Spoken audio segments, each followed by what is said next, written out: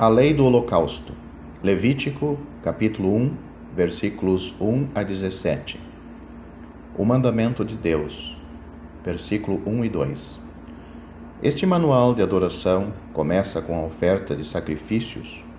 Quando algum de vós oferecer oferta ao Senhor, as palavras oferecer e oferta são derivadas do mesmo radical primário que significa chegar perto de, achegar-se, aproximar-se. A questão que Levítico trata é de como os homens podem viver em proximidade com Deus, e isso envolve ofertas ou sacrifícios.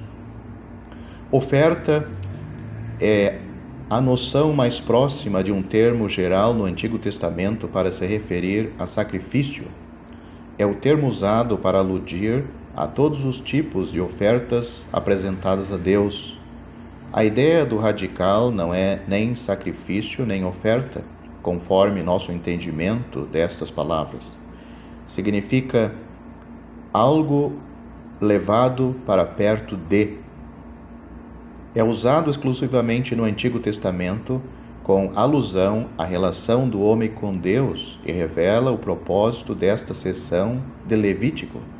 A intenção era instruir os hebreus sobre como se chegar a Deus.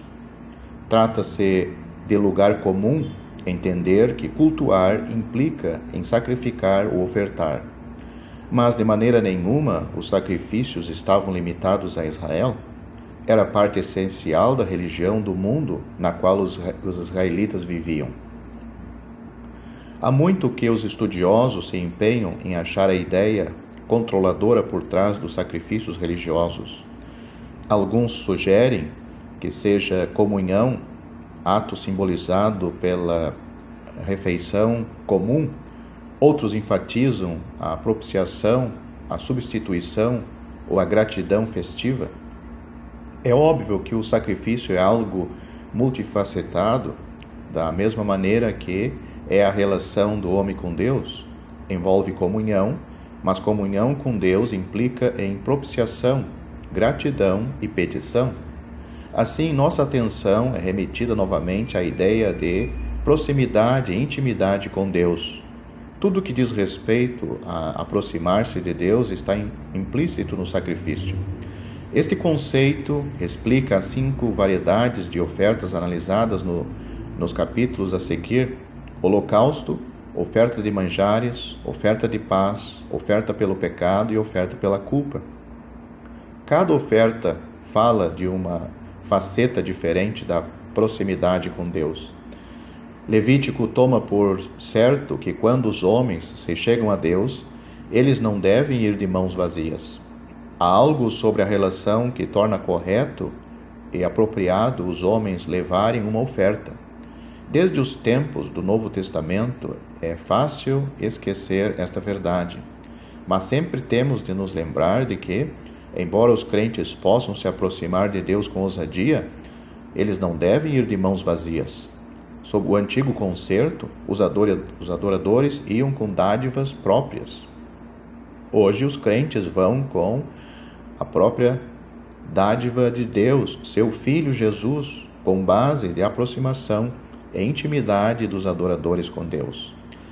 As dádivas do Antigo Testamento eram tipos diferentes. Podiam ser animais de gado ou rebanho, aves ou cereais.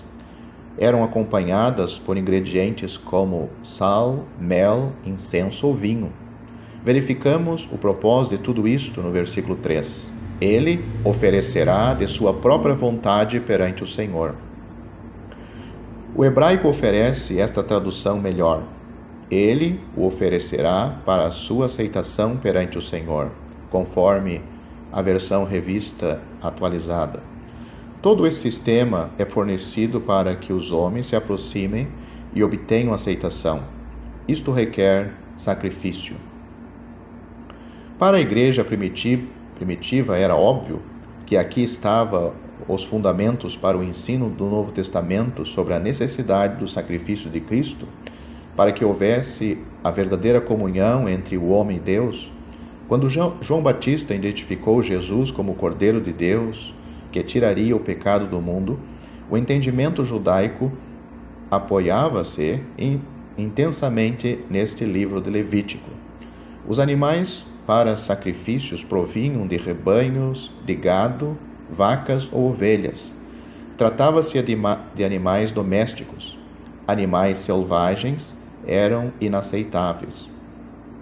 A tradição judaica sugere uma razão para esta inaceitabilidade. Não custaria nada para o ofertante. A oferta de gado. Versículos 3 a 9. O termo hebraico traduzido por holocausto significa literalmente aquilo que vai para cima. Também se chamava oferta queimada, versículo 9, porque o holocausto era totalmente queimado no altar, com exceção do couro que ia para o sacerdote. Às vezes o vocábulo é qualificado pelo adjetivo todo. Em outros sacrifícios, partes da oferta eram comidas pelos sacerdotes ou até pelos ofertantes. Mas no holocausto, a oferta inteira subia para Deus por cheiro suave. Hirsch supõe que isto indique a necessidade e a aspiração de esforçar-se para subir mais alto. Mecklin afirma que significa auto-oblação total a Deus em louvor e amor. Esta auto-entrega e louvor estão impreterivelmente unidos na expiação, pois o versículo 4 diz que é para a expiação do ofertante. A totalidade da oferta é para Deus. A oferta tem de satisfazer as especificações divinas. É Deus quem determina o que e como deve ser dada. Tem de ser um macho sem mancha, versículo 3, sem defeito, como está na NVI. Há quem imagine que Paulo tinha esta oferta em mente quando exortou os romanos a apresentar os corpos em sacrifício vivo, totalmente aceitável a Deus. Romanos capítulo 12, versículos 1 a 2. Só o melhor é suficientemente bom para Deus e tem de ser oferecido sem reservas para que o homem seja aceito por Deus.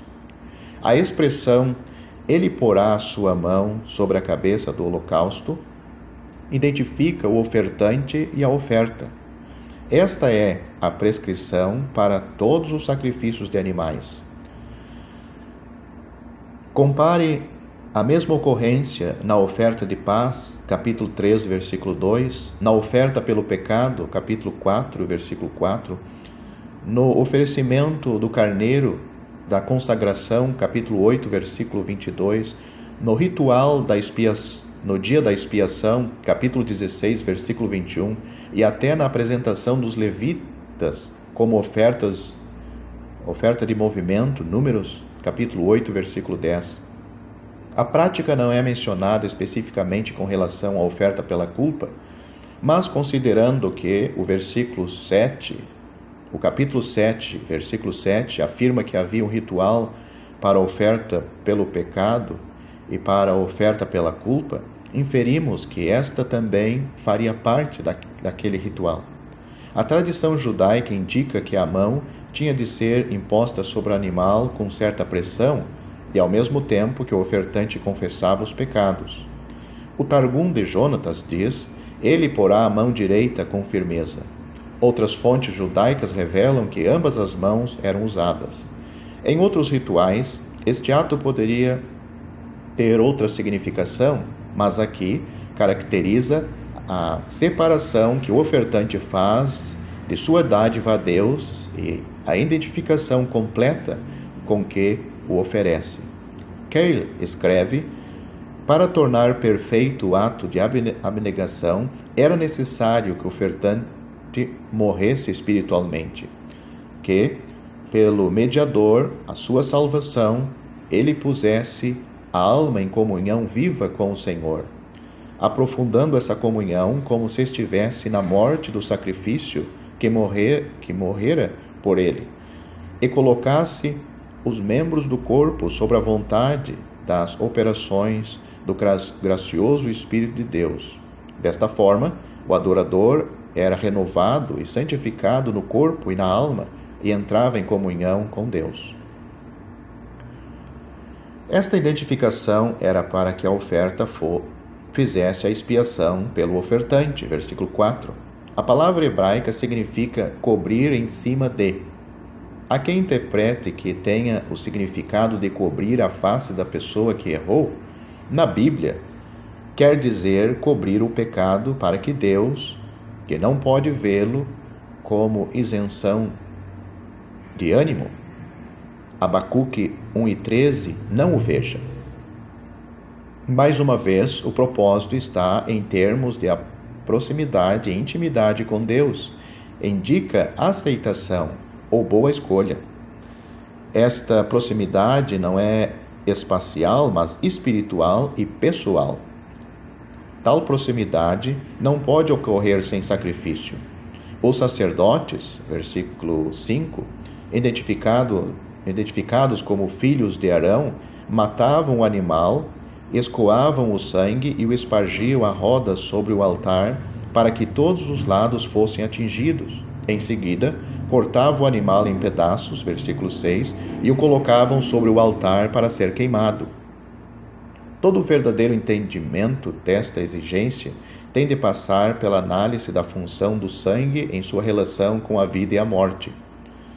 Smith insiste que a razão primária para dispor do sangue desta maneira é porque é tabu, muito sagrado e muito perigoso para o homem comum lidar, como mostra capítulo 17, versículo 11. O sangue era proibido para o israelita, talvez porque o sangue representasse a vida. Por isso, certos expositores asseveram que aqui representa a vida libertada do corpo e agora apresentada a Deus. Nessa perspectiva, o foco não está na morte, mas na vida. Parece injusto a evidência bíblica ignorar o fato de que a maioria das alusões a sangue no Antigo Testamento esteja ligado à morte. Ao falarmos sobre este sistema sacrificatório, a sua relação com o sacrifício de Cristo, é necessário enfatizarmos que a base de nossa comunhão com Deus inclui a morte de Cristo. Paulo diz que fomos reconciliados com Deus pela morte de seu Filho. Esta verdade não nega a liberação de vida. Por isso, Paulo acrescenta, muito mais, estando já reconciliados, seremos salvos pela sua vida. Romanos capítulo 5, versículo 10. Os deveres dos sacerdotes, os filhos de Arão, versículo 7, está claramente definidos. Não devemos nos esquecer de que este arranjo representava um novo processo na vida do povo de Deus. No período patriarcal, cada chefe de família agia como sacerdote. Agora, no concerto mosaico, há o estabelecimento de uma nova ordem que prepararia o modo de entender o ministério de Cristo, o grande sumo sacerdote, conforme vemos na Epístola aos Romanos.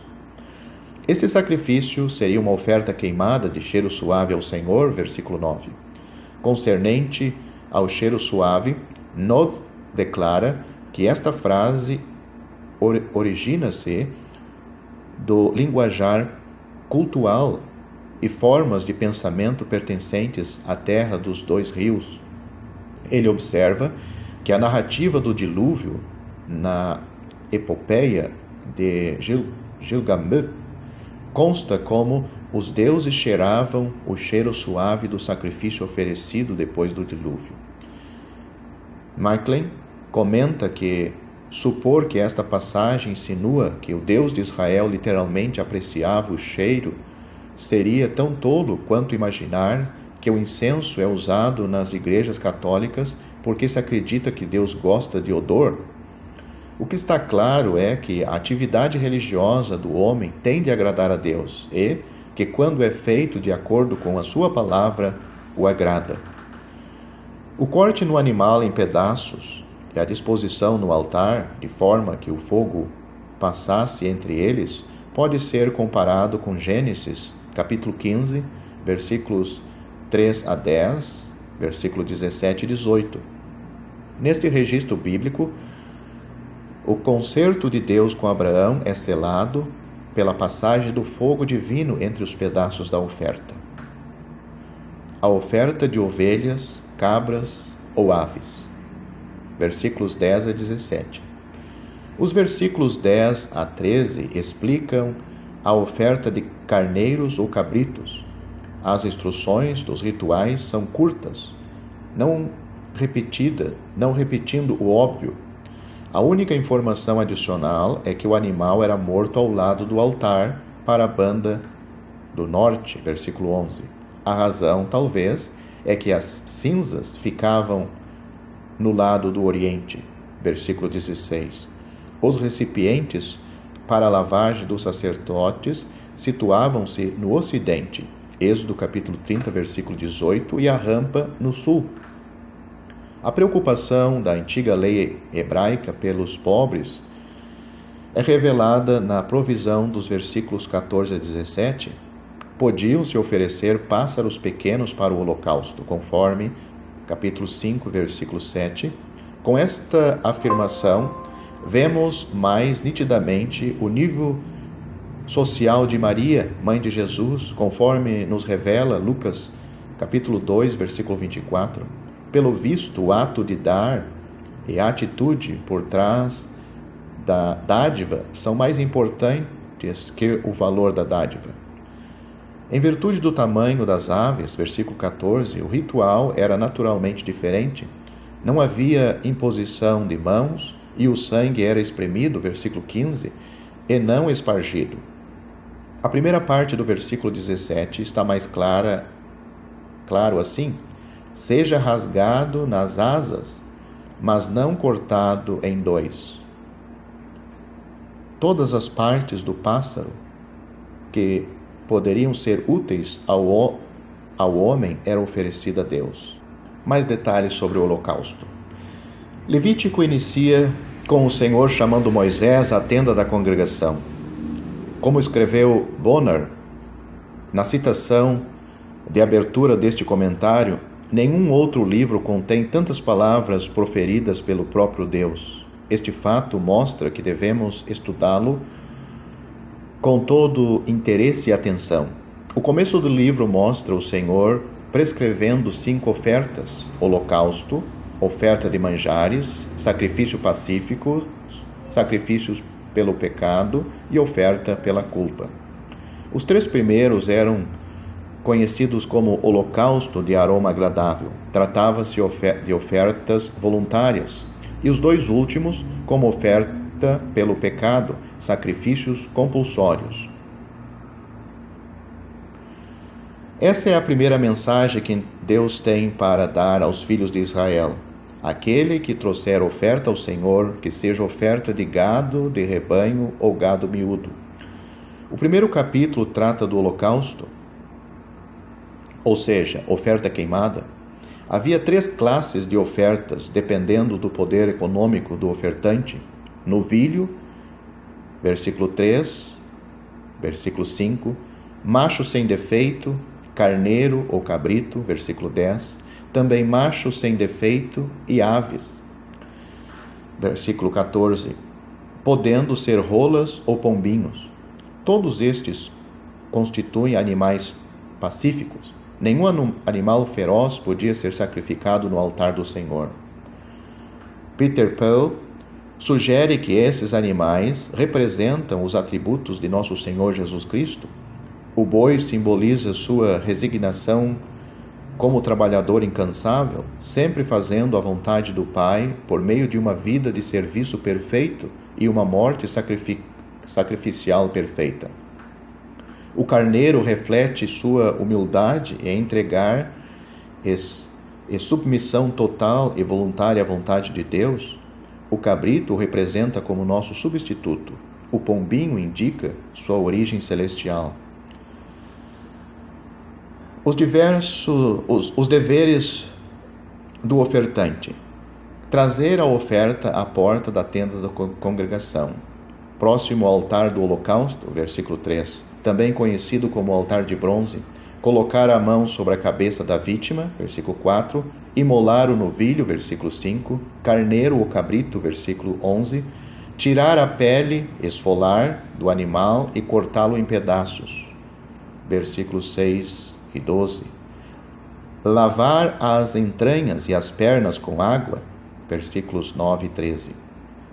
Os deveres dos sacerdotes: aspergir o sangue do animal sacrificado ao redor sobre o altar, versículos 5 e 11, colocar lenha e atear fogo sobre o altar, versículo 7, e depois depositar em ordem os pedaços do animal sobre o fogo, versículos 8 e 12.